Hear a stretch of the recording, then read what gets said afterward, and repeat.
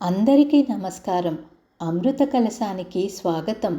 ఈ చిన్న కథలు అనుభవాలు, అనుబంధాలు, ఆప్యాయతల అల్లికలు.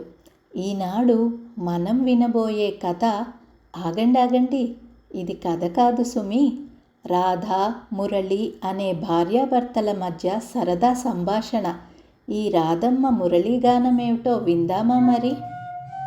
ఏవండోయ్ శ్రీవారు ఒక చిన్న మాట అని రాధ గొంతులో పాటలా వినపడింది.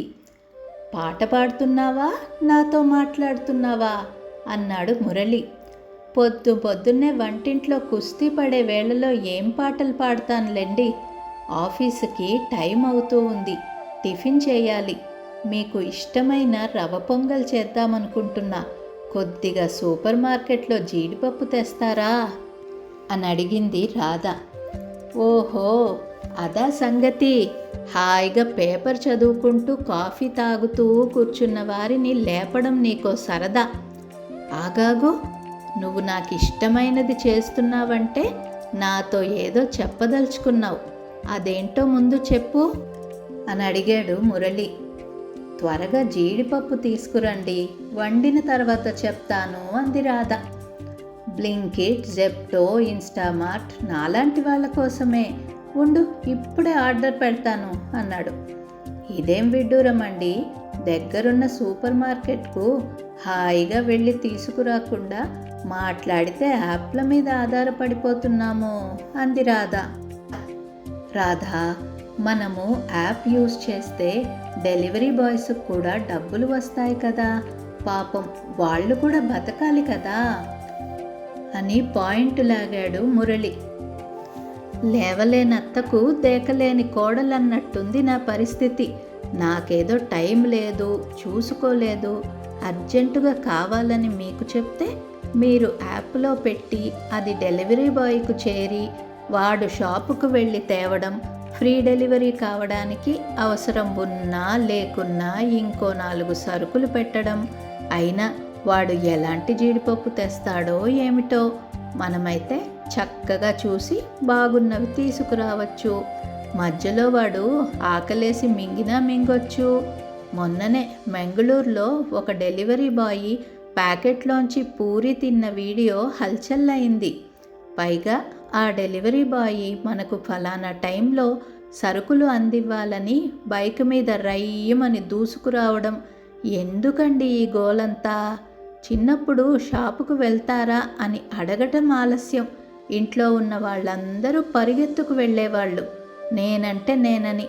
ఇప్పుడు వెళ్ళమన్నా ఎవ్వరూ వెళ్ళట్లేదు అంది రాధ. అయినా నీకన్నీ అనుమానాలే, నేనే వెళ్ళి తీసుకువస్తాను. ఎలాగూ ఈరోజు నేను ఆఫీసుకు కొద్దిగా ఆలస్యంగానే వెళ్తున్నాను. మా బాసు కాస్త ఆలస్యంగా వస్తా అన్నాడు అని చెప్పాడు మురళి. బాసు ఆలస్యంగా వస్తే మీరు ఇంకా త్వరగా వెళ్ళాలి కదండి అడిగింది రాధ. నీకేమి తెలుసు ఉద్యోగ రాజకీయాలు? బాసు లేనప్పుడు కొద్దిగా ఆలస్యంగా వెళ్ళొచ్చు తలెగరేశాడు మురళి. సరే, మీ ఇష్టం. యాప్లో ఆర్డర్ పెట్టకుండా చింటూగాడిని బండి మీద అలా తిప్పినట్టు కూడా ఉంటుంది. వాడిని తీసుకుని వెళ్ళిరండి. యాప్లో ఆర్డర్ పెట్టి అనవసరపు జేబు ఖర్చు బదులు ఒంట్లో క్యాలరీలు ఖర్చు కావాలి కదా. అయినా కూర్చుని తింటే కొండైనా కరిగిపోతుంది అని మళ్ళీ ఇంకో సామెత వదిలింది రాధ. ఇంతకీ నన్ను ఊరికే తిని కూర్చోక అలా చింటూగాడిని తీసుకుని వెళ్ళిరమ్మంటావు అన్నాడు మురళి. మా మంచి శ్రీవారు నా మాట భలే అర్థం చేసుకుంటారు అంది రాధ. నువ్వు నన్ను మునగ చెట్టు మీద ఎక్కించడం చూస్తే నాకు ఎన్నో అనుమానాలు తలెత్తుతున్నాయి. అయినా నువ్వు ఇంట్లో ఉండి భలే చెప్తావు రాధా. వాణ్ణి మొన్న తీసుకెళ్ళాక గోల గోల. ఎందుకు ఏడుస్తున్నాడో తెలియక నేను హడలిపోయా. వాడి ఏడుపంటే గుర్తొచ్చింది. నిన్న మన పాలవాడొచ్చి వాట్సాప్లో బిల్లు పంపించడం కోసం నా ఫోన్ నెంబర్ అడిగాడు. నేను ఫోన్ నెంబర్ వాడికి చెప్పాను. ఉన్నట్టుండి చింటూగాడు ఏడవడం మొదలుపెట్టాడు. ఎందుకురా అని ఆరా తీస్తే వాడికి వచ్చిరాని మాటల్లో అంకుల్కి మన అంకెలన్నీ ఇచ్చేస్తున్నావు అని ఏడుస్తున్నాడు అని మరో విషయం చెప్పింది రాధ. అమ్మా తల్లి, వాడి గురించి చెప్పి నన్ను భయపెట్టకు. ఒకరోజు సూర్యుడు కనపడలేదని ఏడవడం, మొన్నేమో యాపిల్ బొమ్మలో రంగు వేస్తుంటే ఎరుపు రంగు బయటికి వచ్చేసిందని, ఇంకో రోజేమో రిమోట్ నా వైపు తిప్పి బటన్ నొక్కుతూ ఉన్నాడు. కాస్త ఆలోచిస్తే అర్థమైంది నా గొంతు తగ్గించడానికి ఆ ప్రయత్నం అని. మరపురాని ఘట్టాలు తల్లి మనవాడివి. ఏమని చెప్పను, ఏమని వర్ణించను అని రాగం తీస్తూ అన్నాడు మురళి. నువ్వేమో సామెతలు ఉపన్యాసాల దిట్ట, వాడేమో అమాయకత్వపు పుట్ట అన్నాడు.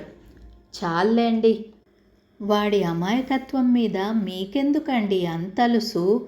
ఈ కల్మషం లేని వయసులో ఆ అమాయకత్వమే ముద్దు అనంది రాధ. మరి నేనేంటి, ఈ వయసులో కూడా ఇంకా అమాయకంగా ఉన్నాను. నా తెలివితేటలు నీ దగ్గర ఉన్నప్పుడు ఏమీ పని చేయవు సుమా. నేను నా కొడుకు ఇద్దరము అమాయకులమే అని కొంటెగా అడిగాడు మురళి.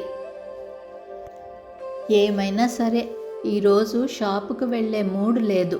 యాప్లో ఆర్డర్ పెడతాను. నువ్వు హాయిగా కూర్చుని ఏం చెప్పదలుచుకున్నావో చెప్పేసేయ్. లేకపోతే నేను ఆఫీస్లో కూడా ప్రశాంతంగా పని చేసుకోలేను అన్నాడు. మన పక్కింటి సరళ తెలుసు కదండి, ఆవిడ మొన్న మన ఇంటికి వచ్చారు అంది రాధ. ఊరకరారు మహానుభావులు అన్నాడు మురళి.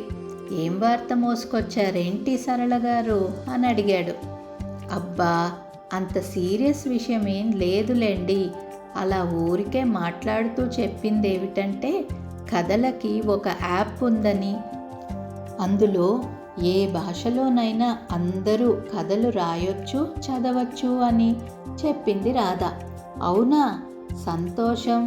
ఇంకేం, బాగా ఇంగ్లీష్ కథలు చదువు అన్నాడు మురళి. అది కాదండి, నేను కథలు రాద్దామనుకుంటున్నాను అన్నది రాధ. అమ్మో, నీకు ఈ కళ కూడా ఉందా? నీ కళలన్నీ నా దగ్గర పనిచేస్తాయి, కానీ నువ్వు రాసే కథలు చదివే ఓపిక, సమయం ఎవరికుంది ఈ తరంలో? పైగా అవి ఎవరైనా చదవకపోతే ఆ కోపం నా వైపు మళ్ళుతుందేమో అన్నాడు మురళి. ఊరికే భార్యలను ఆడిపోసుకుంటారు. వాట్సాప్ జోకులు మొత్తం భార్యాబాధితుల మీదే, కానీ నిజంగా చూస్తే మన దేశంలో భర్తలదే పైచేయి. నాకు తెలిసి ఆర్థిక లావాదేవీలు భార్యలతో చర్చించని వారు ఎందరో. నా అదృష్టం కొద్దీ మీరలా కాదులే అంది రాధ.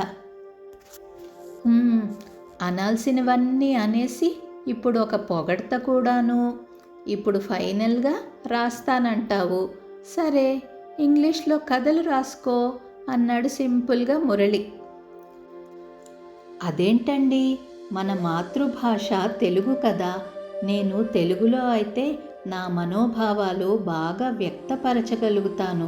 ఎంతైనా తెలుగు కథ చదివితే వచ్చే ఆనందం, అనుభూతి ఎంత గొప్ప ఇంగ్లీష్ కథ చదివినా నా మనస్సుకు అంత త్వరగా కనెక్ట్ అవ్వదు అంది రాధ.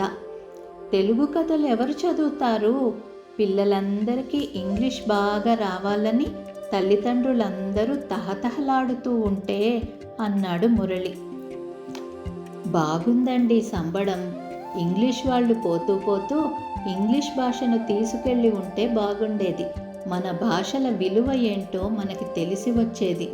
అందరూ ఇలా అనుకుంటే మన పిల్లలకి మన మాతృభాష ఎలా వస్తుందండి అంటూ ప్రశ్నించింది రాధ. రాధమ్మ, నాకెందుకు ఈ మాతృభాష మమకారపు ఉపన్యాసపు గోలా? ఇంగ్లీష్లో రాసుకుంటావో, తెలుగులో రాసుకుంటావో, మలయాళంలో రాసుకుంటావో నీ ఇష్టం. అసలు ఈ మధ్య కొరియన్ డ్రామాలు కూడా చూస్తున్నావు. కావాలంటే కొరియన్లో కూడా రాసుకో. నిన్ను ఆపడం ఎవరి తరం? ఏ భాషలోనైతేనేమి. నేను త్వరలో గొప్ప రచయిత్రి భర్తని అవ్వబోతున్నా. ఆటోగ్రాఫ్ మేడం గారు అన్నాడు మురళి. అవును, శ్రీలక్ష్మి కథలైతే కాదు కదా, సరదాగా అన్నాడు మళ్ళీ. మీకు ఆట పట్టించడానికి నేనే దొరికానా? ఉడుక్కుంది రాధ. ఇంకెవరినో ఆట పట్టిస్తే ఎవరు ఊరుకుంటారు మేడం? ఇంతకీ ఇది అడగడానికా నువ్వు పొద్దున్నే నాకు ఇష్టమైన జీడిపప్పు రవ్వ పొంగల్ చేస్తానన్నది? కొరియన్ డ్రామా హీరోలలాగా మెలగమంటావేమో అని హడలిపోయా. మొన్ననే బెంగుళూరులో ఒక భార్య తన భర్తని డ్రామా హీరోలా ఉండమని వేపుకు తిన్నదట. ఆ భార్యాబాధితుడు 2 రోజులు ఇంటికి రాకుండా స్నేహితుల ఇంట్లో దాక్కున్నాడట. పేపర్లో ఈ మధ్య చదివాలే అన్నాడు మురళి. అబ్బా, అదేమీ కాదులేండి. నేను ఆల్రెడీ ఒక కథ రాశాను. మీరు ఓకే అంటే ప్రచురణకు పంపిస్తా. మీరే మొదట చదివి సమీక్ష రాయాలని నా కోరిక, గోముగా అంది రాధ. అంతా ప్రీ ప్లాన్ స్కెచ్ అన్నమాట.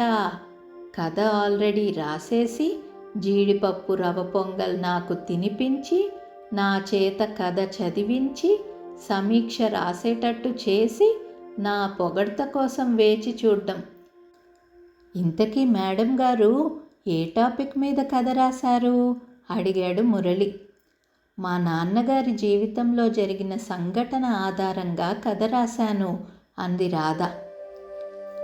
కథ రాయడానికి ఆధారం నాన్న, కానీ కథకు సమీక్ష రాయడానికి భర్త అన్నాడు మురళి. మీరు ఏమైనా చెప్పండి, ఆడపిల్లలకి మొదట హీరో నాన్నే. Ding dong. ఇంతలో డోర్ బెల్ మోగింది. జీడిపప్పు వచ్చింది కదా, ఇంక నువ్వు పొంగల్ చెయ్యి. నేను ఆఫీసుకు వెళ్ళి నీ కథ చదివి రేటింగ్ ఇస్తాను అన్నాడు మురళి. తప్పకుండా ఇస్తారు కదా అంది రాధ. ఇవ్వకపోతే బతకగలనా?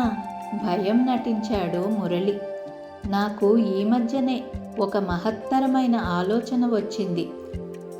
అన్నిటికీ యాప్స్ వస్తున్నాయి కదా, ఆడవాళ్లను వాళ్ళ మూడుకు తగినట్టు, వాళ్ళు చేసే పనులకు తగినట్టు పొగిడే యాప్ ఏదైనా వస్తే బాగుండు. అందరూ మగవాళ్లకు అది ఎంతో సహాయపడుతుంది. వాళ్ళ అందాన్ని పొగడాలి, వాళ్ళు వేసుకునే బట్టల్ని పొగడాలి, వాళ్ళ ఆలోచనల్ని పొగడాలి, వాళ్ళ వంటల్ని పొగడాలి, వాళ్ళు ఇల్లు సర్దే విధానం పొగడాలి, వాళ్ళు పిల్లలను పెంచే పద్ధతిని పొగడాలి, వాళ్ళ అభిరుచులను పొగడాలి, వాళ్ళు మాట్లాడే తీరును పొగడాలి, నీలాంటి వాళ్ళ కథలను పొగడాలి. ఇన్ని పొగడాలంటే మాకు సరైన పదాలు కావాలి కదా. అది కూడా వాళ్ళ మూడును చూసి మరీ మాట్లాడాలి, లేకపోతే మొదటికే మోసం. అందులో నీలాంటి తెలివిగల భార్యల కోసం మా పదజాలానికి ఇంకా పదును పెట్టాల్సిందే, లేకపోతే నెగ్గగలమా అన్నాడు మురళి. ఒక కథ చదవండి అన్నదానికి ఆడవాళ్ల మీద ఇంత ఉపోద్ఘాతం అవసరమా? పొండి అని కొద్దిగా కోప్పడింది రాధ. లేదులే డియర్, ఇప్పుడు నిన్ను ప్రసన్నం చేసుకోవడానికి నా దగ్గర ఏ మాటలు లేవు. నా ప్రతిభంతా నీ కథకు సమీక్షను ఇచ్చి చూపిస్తా. ఇన్ని రోజులు నీ మాటలు ఓపిగ్గా వింటే చాలనుకున్నా, కానీ ఇప్పుడు నీ కథలు కూడా ఓపిగ్గా చదవాలి. నీ కథల మాటల్లో పడిపోయి ఆఫీస్ టైం మర్చిపోయా. మా బాస్ కూడా ఏదో పర్సనల్ పని ఉంది, లేటుగా వస్తా అన్నాడు. కొంపదీసి మా బాస్ కూడా వాళ్ళ భార్య కథలు చదువుతూ సమీక్షలు ఇవ్వడానికి లేటుగా వస్తా అన్నాడా ఏమిటి? ఇంటి కథలు కాక ఇప్పుడు యాప్లో కథలు కూడా భరించాలి, తప్పదు అన్నాడు మురళి. ఈ మాటల్లో పడి మర్చిపోయానండి, మన పనమ్మాయి రాదంట. నేను ఇన్స్టా హెల్ప్ యాప్లో హెల్పర్ను బుక్ చేసుకోవాలి. అసలే ఇంకో కథ రాసుకోవాలి. హడావిడి పడసాగింది రాధ. ఇందాక యాప్స్ మీద ఆధారపడిపోతున్నామన్నావు కదా అని అడిగాడు మురళి. సమయానుకూలంగా పోవాలండి అంటూ చెప్పింది రాధ. మీకు ఎలా కావాలంటే అలా తల్లి అని మెల్లగా సణిగాడు మురళి. ఏమంటున్నారు అంది రాధ. మీ ఆడవాళ్లకు జోహార్లు అంటున్నా. అని చప్పున అనేసి మరో వాగ్వివాదానికి తావివ్వకుండా ఆఫీస్కు రెడీ అవ్వసాగాడు మురళి. కథ సమాప్తం. ఈ భార్యామణి గారి మొదటి కథ ఎలా ఉందండి? మాకు కామెంట్స్ రూపంలో తప్పక తెలియచేయండి. అమృత కలశాన్ని లైక్, షేర్, సబ్స్క్రైబ్ చేసి మమ్మల్ని ప్రోత్సహిస్తారు కదూ. నమస్కారం.